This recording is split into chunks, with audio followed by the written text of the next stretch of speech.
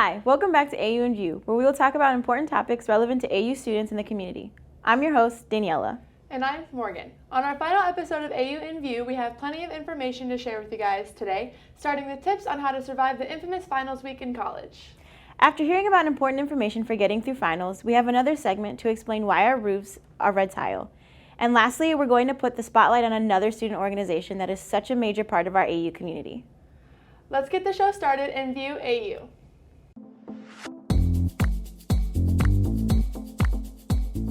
Finals week is upon us, and you know what that means. Study, crunch time, and needless to say, getting ready for final exams can be a stressful time for students. Luckily, there are some things you can do to help you get through these next 2 weeks. Do you have a tendency to get distracted by social media or YouTube while studying or doing your homework? An important part of getting through finals week is to reduce distractions during study and homework sessions. There's an app called Cold Turkey, which allows you to block selected sites for an extended period of time. You can whitelist sites that you need for homework while it restricts access to other websites until the timer goes off.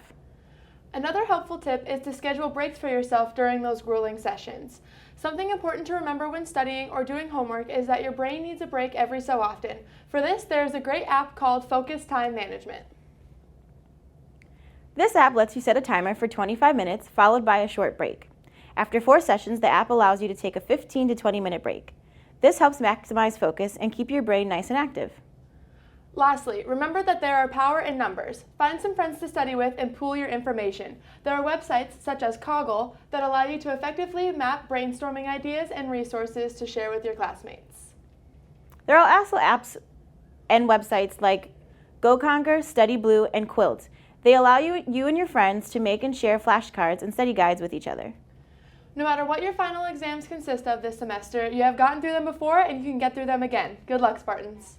Hopefully finals week this semester will be a little bit easier for us. Now it's time to hear more about the history of our red tile roofs on campus. As we all know, Aurora University is acclaimed for many features. A successful online schooling program, an on-campus school for elementary schoolers, and many competitive athletic teams. The most noticeable of all these features, though, is the red tiling atop many of the campus's buildings. The decision to cover all the roofs with red tiling was not an accident. This was a deliberate choice by one of AU's most impactful donators, Charles Eckert.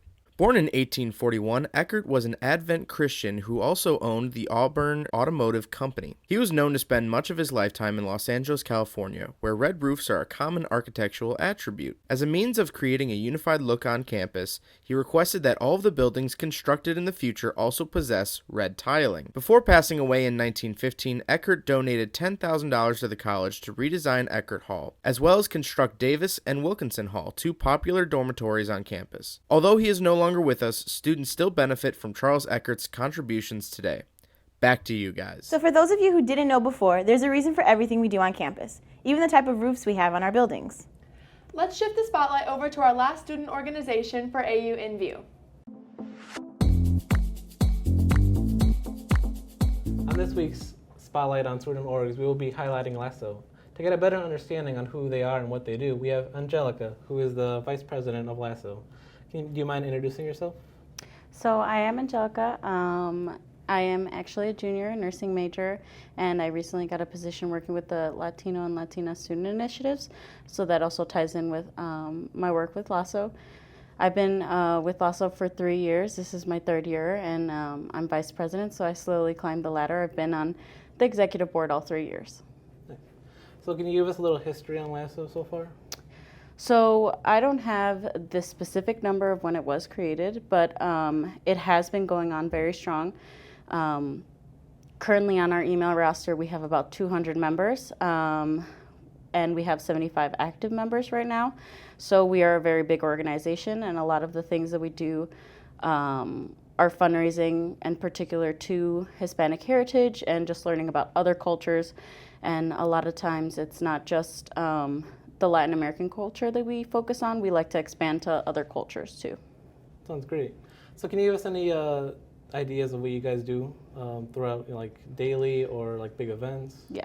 So we actually meet every Tuesday of the week. So we're consistent with a lot of our members. We always see them. We always have something to do. a lot of the times we have different icebreakers that we do at the beginning of our meetings because we want to continue to get to know people and get to know how they're doing during the day and during the week. Besides that, we do a lot of fundraising to particularly go to one of our biggest events is USHLI, which is the conference within Chicago, and it's held every year in Chicago. And so throughout the entire semester, we fundraise. It's going to be in February, at the end of February. So we're slowly fundraising. We have different things that we do, like t-shirt fundraisers. We sell the stoles that you can wear at graduation. We've done a lot of different fundraising events throughout the years, and a lot of them are new, and a lot of them are reoccurring too. Nice. So I want to ask, what does someone gain from joining Lasso? Do they join a community or? Yes. Lasso is a big community. It is a family. That's what I like to call it. We definitely get to know our members, and it's someone that you can rely on. And it's also something that's super motivational because you see a lot of Latinos that are, older than you, and then you see the freshmen who are coming into our organization. And you just get this experience of like a familyhood, just having friends. You make amazing friends with all the different events that we do. You create friendships. And then we're also a family. We really rely on each other, and we support each other with academics and any other thing that the student requires, especially with our DACA students. Recently, we have been doing a lot of work just like getting to know what we can do for them and focusing on helping them. If there is anything that we can do for them, we focus on doing that too. So I think that it is an amazing, strong community, and with the culture, it's like a family. Nice. So do we have any current events happening soon from Lasso? Currently, we do not have anything looking forward to, but that's like considered a big event. For our members, we are having a Friendsgiving, so it's a nice little get-together. We're having it soon, towards the end of the semester, just to get together with our members and let them know that we appreciate them. We're obviously a family, so we're going to have a little sit-down together meal. Last night, we did go to Feed My Starving Children, so that's something that we did do. So right now, the biggest thing that we have looking forward to close the semester is our Friendsgiving. So how would someone get involved trying to join Lasso? So a lot of people come to the very first, like in the beginning of the semesters. We have obviously all the organizations on campus, whether it be in the gym or the quad. That's where a lot of our members have met us before, and that's where it starts. But throughout the semester, we always have flyers everywhere. We have our e-board members who socialize and definitely are constantly trying to bring new people in. We always try and get it through word of mouth, bringing friends, things like that. We're somewhat of a well-known organization, and we send out emails. And just if you get to know one of like the members, you could just tell one of the e-board members to add your email to the roster, and then we send out emails for our events and things like that. So it's super easy, and we're continuously trying to bring in new members. Okay.